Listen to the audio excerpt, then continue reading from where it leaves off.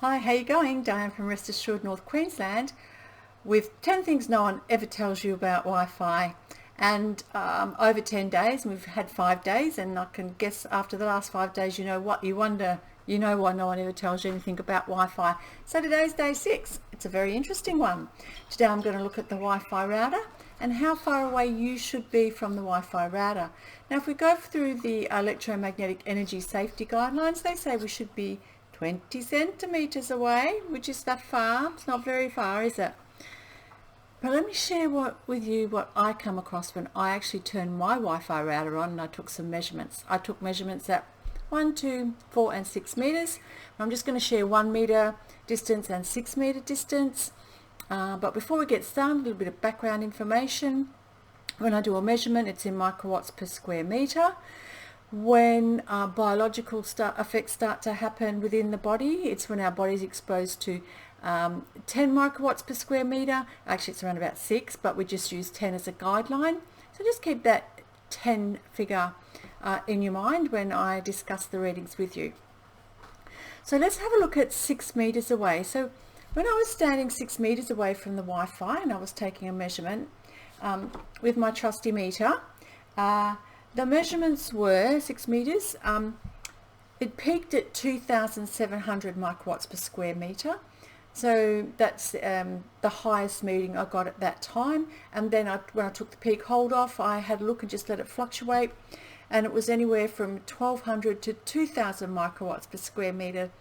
That's over 6 meters away. And biological effects happen at just under 10 microwatts per square meter. So what happened when I went to 1 meter away from the Wi-Fi router? Well, of course, the readings were much higher. So my readings were, well, my actual meter maxed out. My meter maxes out at over 46,000 microwatts per square meter. Most of the time it was maxing out. So I've got no idea how high the readings went. But the readings fluctuated when it wasn't maxing out from anywhere to 20 to 30,000, 38,000 microwatts per square meter. So what do you think of that? That's pretty full on, isn't it?